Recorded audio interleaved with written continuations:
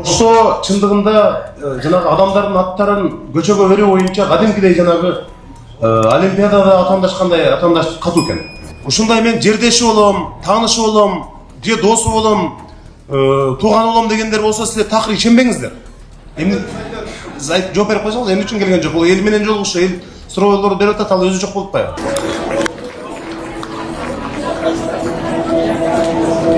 Өзүңүздөргө маалым болгондой, Кыргыз Республикасынын президенти Жапаров Садыр Нуркожоевич тарабынан атайын тийиштүү жетекчилерге тапшырма келип түштү. Ушул 11 майдан тартып, республиканын бардык айыл аймактарында облустун губернаторлору жана Бишкек жана Ош шаарларынын мэрлери ушул жергиликтүү тургундар менен жеринде жолугушуп, келип чыккан көйгөйлөрдү жеринде чечип, аларды аткарууга алуу боюнча атайын тапшырма келип түштү. Биз эртең менен дээрлик бир 3 сааттай жолугуш өткөрдүк. Андан кийин мына Келечек базарынын техникалык ачылышына катышып келип, эми мына сиздер менен жолугушууга келип отурабыз. Шаарыбызда жакшы иштер менен кошо кемчиликтер дагы бар. Аны билебиз, моюнга алабыз. Алдыда жасала турган жумуштар толтура. Ал үчүн биз сиздерге таянабыз. Сиздер проблемаларды айтсаңыздар, биз максималдуу чечкенге аракет кылабыз. Бул жерде мына күч органдарынын жетекчилери, шаардык кеңештин төрагасы, бардык кызматтардын башчылары турат. Архитектура, курулуштан баштап тазалык бүт бардыгы. Ошондуктан мен жана эртең мененки биринчи жолугушуубузда көрдүм. Урматтуу шаардыктар, сөз талашып атып эле аябай көп убактыбыз кетти да эртең менен. Ошондуктан бири-бирибизди сыйласак, анан суроо бергенде мындай өтө узак эмес, мындай маселенин тоо этерин айтып, анан кийинкилерди дагы убактыбызды сыйласак. Анан сиздерден өтүнүч, жолугушууда жанагы мындай жолугушууга келгениңиз үчүн рахмат деген сөздөрдү деле кереги жок. Уже биз эртең менен бери жолугушуп атабыз да. Ушу бардык жагынан убакытты үнөмдөсөк, силерге дагы бизге дагы пайда. Навай көчөнүн сол тамамындагы тротуарды кылып бербей атат. То бир күн коюшат, бир күн бетонду алып кетет. Ошондой болуп, ошо проблема болуп атат. Эмне үчүн тротуар жасалган эмес? Анткени ал жерде жанагы Навай көчөсүнүн Сулаймантоонун түбүндө үйлөр снос болсо, тротуардын кереги жок, ошо менен бирге деген ой кеткен. Бирок сиздин маалыматыңыз болсо керек, биз ал жерге тескерисинче Сулаймантоону тегеретип, вело жол, тротуар көрктөндүрүп өтүп Сулаймантоонун түбү менен. Бирок ошол үйлөрдү биз тескерисинче жанагы Ташкент, Самаркандтагыдай этно стилдеги туристтер келип көрө турган, байыркы Ошто көрө турган жерге айлансак деген оюбуз бар. Үйлөрдүн анын бардыгын бузуп отургандан көрө Сулаймантоону бойлоп биз вело жол, тротуар көрктөндүрүү иштерин жасап туруп, үйлөргө тийгендин зарылчылыгы жок деп эсептеп атабыз. Ошондуктан ошондой маселе боюнча бир пикирге келгени калдык азыр, жашоочулар менен иштешип атабыз да. Ал чечимди кабыл аларыбыз менен жакынкы күндөрү тротуарды баштап тез арада оңдоп беребиз. Рахмат. 16 маршка азырданып время катып атат. Жаңы маршрутка немесин ачып берсеңер, ога неме ыраазы болот элек. Башкаларга бийик үйлөрдү салганга тыюу салабыз да, ушунда ар бир аракетке мына архитектуранын жоопкерчилигин белгилеп койсоңуз да, шаардын облигин түзүш керек болуп атат. Жөн эле башкачараак болуп калып атабыз да. Рахмат. Ал генпланды мына кечээ эле мен курулуш министри менен да сүйлөштүм. Жардам берип атышат. Бир жылдын аралыгында генпланды иштеп бүтүрөбүз. Ошто чындыгында жанагы адамдардын аттарын көчөгө берүү боюнча кадимкидей жанагы олимпиадада атамдашкандай атамдаш катуу экен. Мисалы кечээ эле мына урматтуу Болот Талайбековичке биз кат аркылуу кайрылып, бир канча көчөнүн аттарын кайра чакыртып алдык. Мыйзам боюнча тирүү адамдын атын көчөгө бергенге болбойт, билесиз өзүңүз. Бирок бизде жана тирүү адамдын аттары коюлуп кетип, анан бири-бирине атамдашып, мына ушундай көрүнүштөр болуп атат. Мен керек болсо ошо жогорку кеңешке дагы сунуштайм дедим эле, мындай бир адамдардын аттарын көчөлөргө бергенге кичине бир мораторий жарыялап турсак дагы болот эле. Анткени баланчага бергенден кийин мен мага бергиле, түкүнчө бергенден кийин атама дагы көчөнүн атын коюп бергиле деп, ушундай аябай бир мода болуп кеттир да. Ошону биз токтотобуз деп аракет кылып атабыз. Көчөлөрүбүз жаңы болуп калды, бардык ушу жасалма көксө коюп бергиле деп суранышат. Ошону сиздерден суранып кетет только бала бакча менен мектептерге каралган. Анда кайрадан жарандарыбызга суроо берели. Биринчи микрофон. Кошулар hammasi to'sib olgan. Shularga yordam berib, paynovlarda ochtirib berishinglarni so'ranaman. A to uyimizga suv bosyapti, har yomg'ir yo'q. Что у него нет разрешительных документов. До сих пор эти пристройки стоят. Глядя на него, другие, у которых там есть пристройки, отказываются сносить. Siz Aziz Mirza, siz javob berib qo'ysangiz anan, Chinar eja. Biz ertaga sizga borib ketamiz. Sizga borib ketamiz, biz ko'rib ketamiz ertaga. Азыр Абдувалиев көчөсүн биз жасап баштадык. Бүт службалар менен мына кече эле техсовет кылдык. Кудай буйруса Абдувалиев көчөсү бүткөндө ошол жерде лотоктор коюлат. Сиздин маселеңиз да ошондо чогуу бирге чечилип кетет. Ben 5 balamды bağa almaysan, bir pasoya menen uyum çok, başkam çok. Хотя bir tiricilik kılıp turayınca 3 yıl, 3 yıldan keyin uy alıp özüm çıkıp ketем, ичкиде жардам керек эмес маған. Жака карап туруп бизге детский площадканы оңдоп берүү өтө ательелердин сиздерден сурамычы. 40 бала бакча боюнча балдар ойночу аянтчаларын биз жасап беребиз. Мына эртеге эле УКСтун жетекчиси Бекзат барып көрүп, жасап беребиз. Аны жасап беребиз. Биздин көчө пробканы айынан буулуп калып атат. Эч кандай техника өтөлбөй, ушундай даже ушу ательелердин арасында да уруштар болуп атат да. Мына Байсан деген ресторанды мына өзүңүздөр барып сүрдүрдүңүздөр. Юго Востокто мындай аябай мыкты бир заманбап парк жок. Биз ошол жерди 10 гектардай жерди, ошол паркты Кудай буйруса бүткөндө көрөсүңөр. Аябай жакшы долбоор менен баштап келатабыз. Анан корук зонада жайгашканда, ошол Байсан кафесинин чын эле документтери бар. Бирок ал жер буздурулгандан кийин убагында ал кайра курганга болбойт. Анан үстүнөн жанагы уруксатсыз кайрадан куруп баштаган үчүн биз мындай чараларга бардык да. Бирок биз ал жерге компенсация беребиз. Жериңиз барбы жокпу? Жерим бар, үйүм чоң, ошонун жанына кошуп туруп берем мектепке. Аябай жакшы ой экен эже. Анткени ким мектеп курам десе, жеке менчик мектеп, бала бакча курам дегендин баарына биз эшигибиз ачык. Сизге максималдуу жардам беребиз. Керек болсо арзан кредит алып беребиз. Анткени шаарда 46 000 бала окуй турган мектепке азыркы күндө 100 000 бала окуп атат. Ушул күнү, урматтуу шаардыктар, бир эле учурда 17 мектеп курулуп атат ош шаарында. Мындай болгон эмес. Азыр Саматка эч кимди тилип өтпөй атат, жерлеши мэр болуп келип калыпчы. Муниципалныйга өзүңөр иштетсеңер болбойбу? Муниципалныйда ушундай толковый адамдарыңар иштейт. Бир Саматка күнүңөр калдыбы мэрия муниципалныйда бар. Парк менен мэриянын келишими ал бизге чейин эле болгон. Мен сизди тааныдым эже. Жанагы сиздин жер боюнча бузулган жанагы Навай парктын ичиндеги. Ал дагы бизге чейин эле сотко берилип, соттун чечими менен болуптур да. Биз келгенде ал уже мындай чечим кабыл алынып калгандан кийин келдик биз. Түшүндүм эже. Анан ал түшүндүм.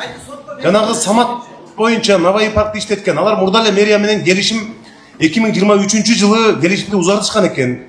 Анан мен ал ушул жерге келип билип атам. Тескерисинче мен мына газга айтып, анан жана талаптарын күчөткүлө дедим. Анан урматтуу шаардыктар, ушундай мен жердеши болом, таанышы болом, же досу болом, тууган болом дегендер болсо силер такыр ишенбеңиздер. Мына жакында эле бир жерде кафеге кожоюндары барып алып, биздин УМСге барып алып, мен досу болом деп барыптыр. Экөөнү алып келгиле десем, жулкулдатып алып келишти мына. Экөөнү айтты, мени өмүрүмдө көрүштүк беле десек, өмүрүмдө сен биринчи жолу көрүп атам дейт. Өмүрүмдө биринчи жолу көрүп атам. Анан кантип айттың десек, эми ушундай айтсак кичине жеңилдеп болобу деп айтып көрдүк да дейт. Мисалы ушундайлар болсо силер дароо жазгыла интернетке. Биз бир дагы тааныш, жердеш, тууган дегенди карабайбыз. Биз азыр ош шаарын кантип өнүктүрөбүз, кантип элге жардам беребиз дегенден гана үстүндө иштейбиз. Антип жердешчиликке, тууганчылыкка таптакыр жол бербейбиз эже. Эгер андай бир факт аныкталса, биз жазалайбыз аларды. Азыр бүгүнкү күндө шаарда рейд болуп атат да. Мен өзүм юрист болгонуна байланыштуу көп жарандар кайрылат да. Бул ГАИ май кызматкерлерине мамиле деген нерсени урматтуу эми туура түшүнөсүңөр. Баягы биз го мыйзамды өз укугубуз билебиз. Жөнөкөй жарандар керек болсо орой мамиле кылган, ушу мамилени силерден сураныч. Кичине орой мамиле кылбай, жакшы мамиле кылсаңар элдин сураныч. Башка суроом жок, чоң. Айдоочулук күбөлүгү жок, карама каршы тилкеге чыккан айдоочуларга чара көрүп атабыз. Анан азыркы айдоочулар өзүнүн укугун эмес, милдетин жакшы билип калган да. Өздүк курамга жеткизебиз, кемчиликтер болсо. ГАИ кызматкерлерине баарына сиз эскертүү бериңиз бүгүн мындай. Тосуп алып эле баарын эле кагып силкеп эле кичине мындай өнүккөн өлкөлөрдү көрсөңүз, мындай эмне жардам берейин деп турат да. эмне жардам берейин, эмнеден кыйналып атасыз, каяка алып барып коеюн деп. Бизде тосуп эле ушул, кагып силкеп эле ушул андай мамилени ушу шаардыктарга бардык жетекчилер, мэриянын кызматкерлери өзгөчө. Жана бизнес долбоору менен келгендерге баарына мындай кучак жайып, жылуу жумшак жакшынакай тосуп алып, жакшынакай узата турган деңгээлге жетишибиз керек. Мамыров көчөсү, Учак, Дача бардыгына бир гана маршрутка жүрүп атат. Эл аябай кыйналдык. Киши менен батпайбыз, жай менен пышабыз маршруткада. Биздин шаарыбызга 40 электр автобус келет. Андан сырткары өзүңүздөр билесиздер, бизде 2 троллейбустук линия бар. 3-чү троллейбустук линия бул ушул азыркы Касымбекова көчөсүнөн баштап, ушул Учардын Курговойуна чейин Осмонов көчөсү аркылуу келе турган жагдайы бар. Больницага жата албаймын. Больницага бир жол лечение алдым. 2 саат операция болгом. Мына городскойдун главврачы менен ona областнойдун главврачы бардыгы алмашып атат. Булар эмне үчүн алмашпайт? Булар барсаң эле акча дешет. Акчаң жок болсо албайт. Шаардык оорукананын жетекчиси эмне үчүн бүгүнкү жыйынга келген жок? Эмне жооп берип койсоңуз, эмне үчүн келген жок? Бул эл менен жолугушу, эл суроолорду берип атат, ал өзү жок болуп атпайбы? Кытай Республикасынан элчилер келген болчу, ошолор менен жолугушуу болуп атат. Билесиздерби, аппарат келип атат жакында. 14 партиясы дагы. Ошолор менен жол. Бул жерде азыр күч органдары турат. Кытай эл республикасынын элчиси Ош шаарында эмес деп такташ керек. Эгерде андай болгон болсо, кызматтык жоопкерчилигин карайбыз. Элчиси эмес, жолугушуу. Мындай договор түзгөн жолугушуу. Ошол жерден жолдон канализациянын трубасы өткөн, чоң машиналар өткөн үчүн постоянно трубалар жарылат. Шаарда азыр 17 социалдык объектин куруш жүрүп жатат деп. Биринчи максат ушул жогоруда куруп жаткан социалдык объектилерди бүтүрөлү, андан кийинки маселеде каралат бул ачыгы. Табышат да мен билем. Рұқсат беріп қойсаңыз. Сіз мага келгенсиз, эжеке. Мен сізді қабыл алғам, сіз мага келгенсиз, сіздің көйгөйүңүздү билебиз, ал баланы кармап келебиз жакында. Көбүнчө эле шаардагы каналдардын боюндагы турак үйлөр же курулмалар көпчүлүгүнүн документтери жок экен. Азыр УМС госрегистр менен иштеп атат. Бузулган сноско түшкөн объектилердин бардыгын биринчи первичный документтерин карайбыз. Ошол жерде тиешелүү кызык китептер болгон болсо, сөзсүз ордун толуктап беребиз. Кээ бирлердинки каналдын боюнда турак үйлөр фактически салып алган, бирок эч кандай документи, укук көөлүндүрүүчү документтер жоктугуна байланыштуу тилекке каршы ал маселе оор болуп калат. Жаңы базар ишке түшүп баштагандан тартып, ушул 2 автобустук каттамды ушу базар аркылуу айланып өтө турган жагдайына келдик. Андан сырткары ушул бизде жүргүнчүлөрдү ташуу департаменти бар. Ошол агенттик аркылуу дагы 2 маршруттук каттам бүгүнкү күндө базарга бара жатат. Өзүңүздөргө маалым болгондой, эми эски базар толугу менен жабылды. Жаңы базар бүгүн техникалык расмий ачылды. Мындан ары ушул базарга жогоруда айтылган комиссиянын сунушунун негизинде техсовет өткөзүп, жыйынтыгы менен бир топ маршруттук каттамдарды ушул базарды дагы жаңы базарга бара турган жагдайын карайбыз. Азыр Ош облусунун шаарларынан дагы ушул Ош шаары менен байланыштырган бир топ каттамдар бар. Шаардык майы кызматы менен транспорт агенттиги менен бул маршруттарды дагы биз иретке келтирип атабыз. Мына Кара суу багыты боюнча, Гүлчө багыты боюнча, Ноокат багыты боюнча дагы бардыгы ушул тийиштүү жобонун негизинде, атайын мыйзам негизинде ушул каттамдар, маршруттары өзгөртүлүп жатат. Пландуу өчүрлөр боюнча ар бир керектүү өчүгө Мойсевет приложение аркылуу кабар беребиз. Бирок авариялык кырдаал учурунда өчүп калса ал боюнча почта маалымат берип турат. Уйгур болгон. Кымбат эжеке, биринчи микрофонго берели. Мына 1-2 күндүн ичинде Атабаевка барып азыркы эжелер арызданып аткан жерлердин баарын сиз айттыңыз го, азыр асфальтынан детский площадкадан үйүңүзгө пристройка боюнча. Ошонун баарын эртең эмес бүрсү күнү барып көрүп кетебиз эже. Графикке киргизип барып көрүп кетебиз эже. Болду. Атабаев көчөсүндөгү эжекем берген суроо боюнча Атабаев көчөсүндөгү жолду асфальттап жатканда сиздин жолуңузда сөз асфальттап беребиз. Бардык гараж, контейнер нерселерди коюп алышкан. Onu снос деп жазып кеткенине 1 жылдан ашып кетти. Аман Асранкулов художниктин атынан көчөбүз. Анан Закиров. Ошо биз 2011 жылдан баштап арыз жаза баштадык. биздин көчөбүздү асфальттап бериңиз деп. Анда урматтуу тийиштүү кызматтын жетекчилери өзүңүздөргө байланышкан суроолорду ирети менен айта берсеңиздер. Жергиликтүү бюджеттен акча каралган, акча каражат каралып, алыскы жерлерге дагы аялдамалар жакын арада курулуп баштайт. 2 жылдан бери бүт шаар боюнча ийне жалбырак зокоз коюндарга оору келген. Биз бирок тынымсыз дарылоо иштерин жүргүзүп атабыз. Бул жер боюнча алымбетатка боюнча дагы кипаристтерди улантабыз дарылоону. Окуучулар ошол жерден өткөндө аябай кыйналып атышат да. Азыр мына Домоновдо жаап эл келгенден кийин балдар бүт ошо көчө менен өтүп атат да. Аябай зебра жок. Эски зебра жок, өзү көрүнбөй калган. Алымбек Дапка 169 мурунку Ленина көчөсүндө Копейка деген неме өртөнүп кеткен. Ал жерди башта жашыл зона болчу. Ошону мэр катары жеке көзөмөлүбүзгө алып, элге кайра жашыл зона катары ошол огороддор бар болчу. Башта биздин энелерибиз ал жерди жап-жашыл кылып, ошол маселени жеке көзөмөлүбүзгө алып берсеңиз. Ломоносов мектеби кайра курулуп аткан немеге, жаңы курулуп аткан имаратка барбайт.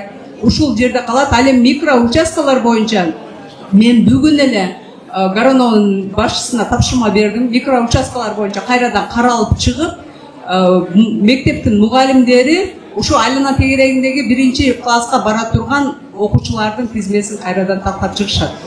Жо, андай болбойт эже. Биз аны комиссия карап чыгат, сиз жакшынакай эле жашап атпайсызбы? Силерге эч ким чык деген жок азыр. Мен барып өткөндө силер менен жолугушуп келбедимби? Мындай кыжалат болбой туруңуз. Кыжалат болбой туруңуз, документ берилет. Борбордук аянттагы экрандагы жанагы рекламный роликтер боюнча экөөбүздүн оюбуз бирдей экен. Мен дагы келип эле ошону караганмын. Бир гана жолу жана Олимпиада чемпиондорун койдурдук. Азыр туризм департаменти менен абдан мыкты тарыхый роликтерибизди даярдап берип атышат. Ал жөнүндө тапшырма бердик. Бул боюнча оюбуз бирдей экен. Үчүнчү маселеңизди дагы сөзсүз азыр тапшырма беребиз.